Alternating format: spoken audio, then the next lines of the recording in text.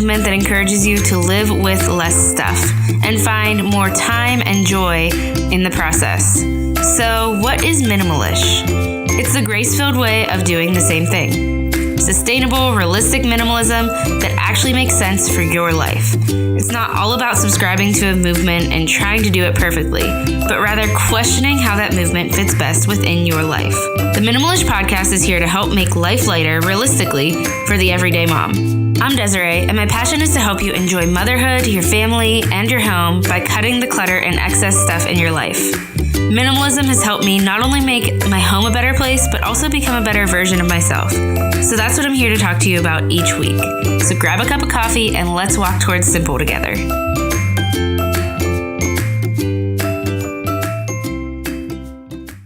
Hi friends, welcome to the Minimalish podcast. Man, it has been a week over here of podcasting things, and honestly, it is only Wednesday when I'm recording this. And I am tired. In fact, I told myself that during nap time, I was not going to create anything. I was just going to nap and read. But this thought has been something that's been on my mind for a few days. And when I get like that, I know that I have to write it down. And then I wrote it down, and I hope it makes sense. But it's really meaningful to me, and it's something that's been really important to me lately. And I wanted to record it just right now while I was still kind of feeling the same emotions. So today I'm talking about how to be a happier mom. And it's not really a how-to episode, to be honest. Maybe I will try to wrap it up at the end with a couple more practical tips, but this is more of kind of a memoir style episode. Sometimes I like to write in that way, and sometimes I just like to read it off to you in that way as well. So that's what I'm doing today.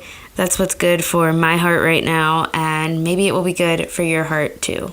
And I also want to say that this episode is kind of following the lead of my last two solo episodes where I talked about slowing down, and even before that where I talked about priorities.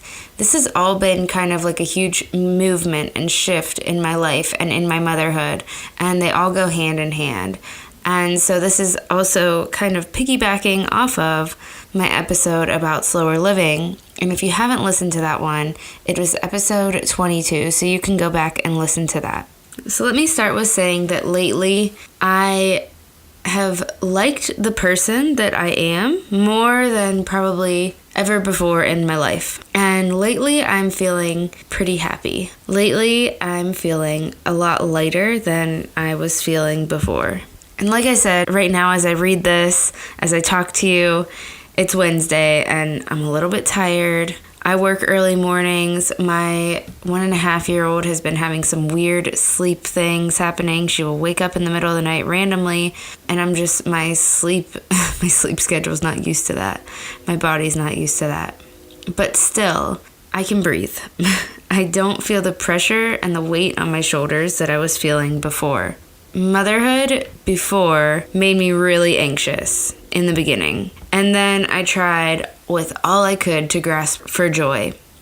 In those more beginning months, those first few months, I started, writing more, and I started using the phrase joyful motherhood. And that's what I was grasping for. That's what I wanted so badly, to choose to be happy. But it kept slipping through my fingers, and it was a lot of things. I was overwhelmed. I was doing too much. I had too many things going on in my life, but what really was it? What was making me this way? I knew that was part of it. But maybe it was just that motherhood really was going to be kind of a somewhat miserable pursuit. Honestly, a lot of us can make it out to be on social media by using hashtag #momlife after we talk about how we haven't slept for months, or how, we just feel like there's no time for ourselves, or, we're just living this martyrdom style motherhood. We're all a bunch of martyrs and we are a slave to our kids, and that's life. So maybe that's really what it was. I don't know.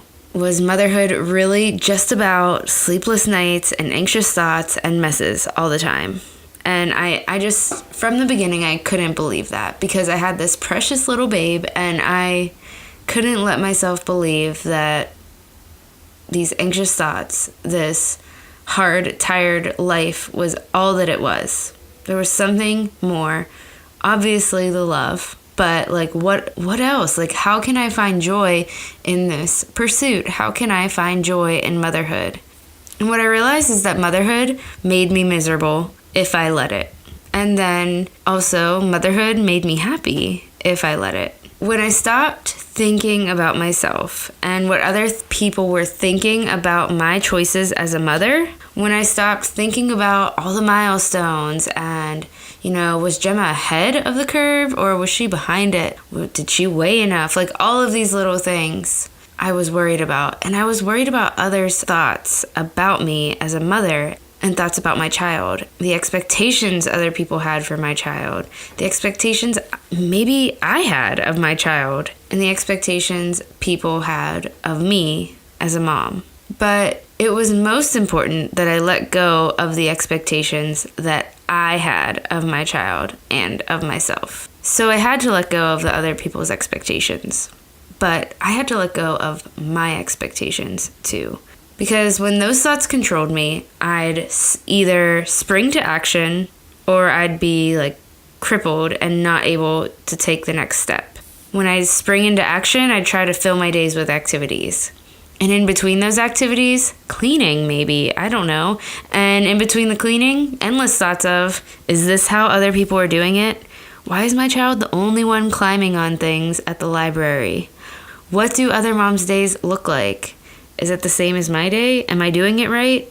Is this really all there is? Like, is it okay if I just kind of let the day go and we do nothing? Is that okay? Is that what other moms are doing? Am I doing it right? I let myself feel rushed at all times. I found ways to be busy, to make motherhood an action verb, something I had to be constantly doing. Am I motherhooding good enough? And then if they didn't spring me to action, those thoughts just truly exhausted me. They paralyzed me, and that was even worse. I'd find myself like not able to get off the couch. I'd let my house just completely become a disaster. I couldn't move. In this crazy world where comparison is more accessible than ever through social media, there are a million ways, always, that I'm not measuring up to my Instagram feed. But what if motherhood isn't about how much I'm measuring up? That's what I've been realizing. And that's kind of the thought that took root in my mind one day. What if motherhood actually doesn't have to be a synonym with busy? What if more activities isn't what my child needs? Because I know it surely isn't what I need. One day, while I was in the pursuit of finding more things for Gemma and I to do in the dead of winter when all I want to do is stay inside, I decided to just do what I wanted and stay in. And I decided to move through the day slowly.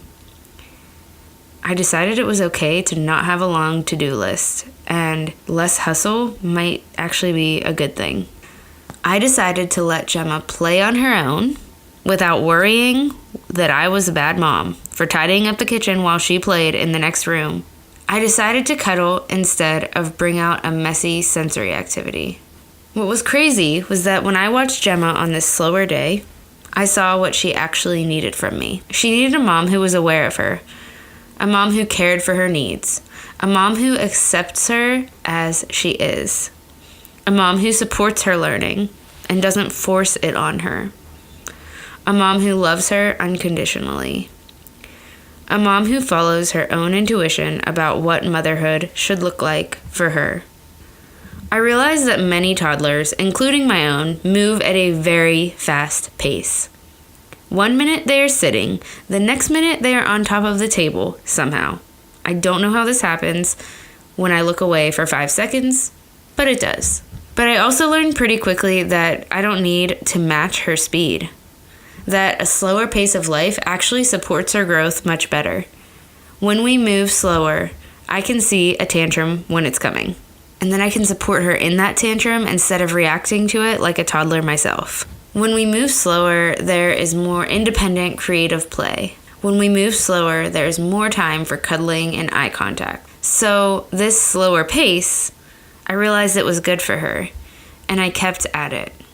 And in living slower, like I kind of talked about in episode 22, I started to say no.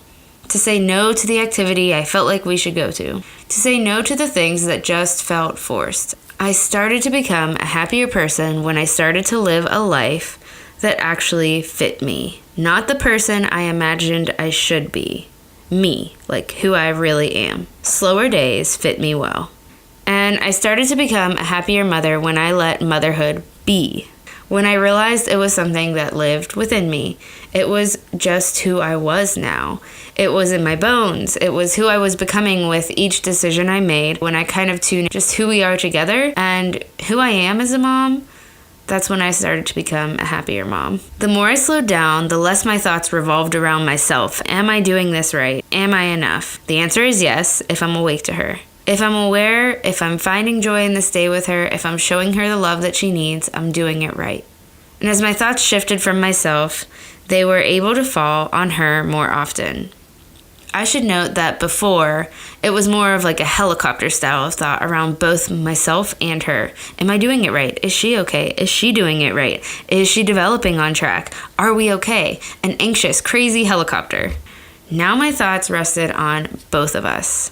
The thoughts of are we okay are now about creating our life around who we truly are, who I'm learning that I am in my core, and who she is becoming as I kind of allow her instead of forcing things on her.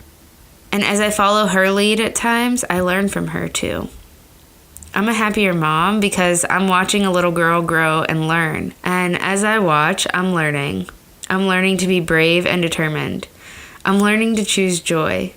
I'm learning delight in the small things because instead of watching a feed of pictures I'll never measure up to, I'm learning from a child how to have childlike faith, how to live joyfully, how to live content. It's a really pure kind of living that is hard to find in adulthood, but I think we're called to it. We're called to fight for that in our lives too, as adults, as moms. And so it's really just like such a gift to get to watch her live. It's still hard. There are still tantrums. I'm still tired. There is less judgment, though, on both of us, at least from myself. And that's honestly all that matters. Choose to judge me or my child, I don't care, as long as I'm not the one doing the judging. I'm learning about myself and learning about life through motherhood because I won't survive it if I keep trying to pretend I'm someone different. Because I've learned that the joy of a child is maybe a glimpse of what life was really meant to be. And when life is slower and I'm kinder to myself and I spend time just truly enjoying my daughter, no judgment or agenda attached, I'm happier. And what I want, though, more than to be happy, is to be an example that you can be happy. There is so much crazy in this world, and you can be tired. Life can be hard. Tantrums can come. Really hard things and really hard days can come. But you can still choose joy, and you can still be happy. I'm not saying in every single minute. I'm not saying in every single day. But overall, you can choose those things. I believe happiness comes from something outside of ourselves, ultimately, but I also think part of it lies in choosing to love ourselves, truly, just as we are. And I know that sounds cliche, but I don't see happiness being possible if we don't accept ourselves as we are. It doesn't come unless we stop passing judgment on ourselves. I think in so many ways, happiness is a choice. And we can't make it when we're stuck in the cycle of judging ourselves and believing we aren't good enough. There is freedom and lighter life on the other side of self-judgment. There's freedom on the other side of knowing yourself and letting yourself be who God actually made you to be. And I'm not saying we can't work to make ourselves a better version. I believe that is so important as well. But I'm just saying we cannot become better if we are being jerks to ourselves. We cannot become better if we're judging ourselves constantly and if we're not first accepting who we are right now and choosing to love that person and choosing to believe that person is enough. I hope that she sees that in me. I hope she learns that. I mean, it's a lesson she's taught me, honestly. But I know she'll forget it if she grows up to watch a mother who is never truly happy with who she is. I'm not going to teach her to live that story. I think that as moms, we really do so often worry about other moms judging us. And it can be family, it can be friends, it can be someone we don't even know on the internet. We worry about this, and I know that I worry about it. But what I've learned is that I'm my biggest judge. I'm the biggest judge of my own motherhood, and I've been the biggest judge of my own motherhood all along. I've been the one telling myself that I'm not good enough at this, that I'm not enough. I became a happier mom when I chose to stop passing that judgment on myself, when I decided to live out my motherhood in a way that truly fits who I am, not the person that I think I should be. I'm not just talking to moms when I say that we need to stop passing judgment on ourselves. I'm talking about everyone. But moms, this is so important because our kids are watching us. And yes, I've learned so much from watching Gemma, and I'm learning from her about how to live. And the hard part is that I know that she is going to learn from me how to live too. So how do we live with less judgment on ourselves? How do we love ourselves better? How do we care for ourselves so that our daughters and our sons grow up watching us do that? Watching us live with joy and happiness because we're choosing to care for ourselves. We're choosing to like the person that we were made to be. I don't have all the answers. I'm not perfect at this, but I know I've just struggled with self-esteem, honestly, and it's from so many things. And if we look at ourselves, if you're someone who struggles with that, who struggles with, loving yourself, and who struggles with always constantly like having a negative mindset and a negative self-inner dialogue, if you struggle with those things, then what is it? What's causing that? Who told you that story? Who told you you weren't enough? I think those are the things we have to search for and start to learn about ourselves. And to come out on the other side of that, for me, it has been a spiritual thing. For me, it's been prayer and seeking God. Find something, whatever it is, that is going to help you just take care of yourself. And it's going to help you understand, who are you? Not the person you want to be, not the person you think you want to be, or that you think you should be. Who are you right now? What makes you tick? What's hard for you? What do you love? What are those things? And then accept that person, because you can't love anyone else fully until you can understand that you are a person worth loving. That's how I became a happier mom, is through loving myself. All right, friends, that's all I have for today's episode. I know it wasn't super practical advice, but I hope you enjoyed it. I hope it was helpful. I hope it spoke to you. I hope it was good for your heart in some way. Come on over to Instagram. Let me know how you like this episode, and I will talk to you guys next week.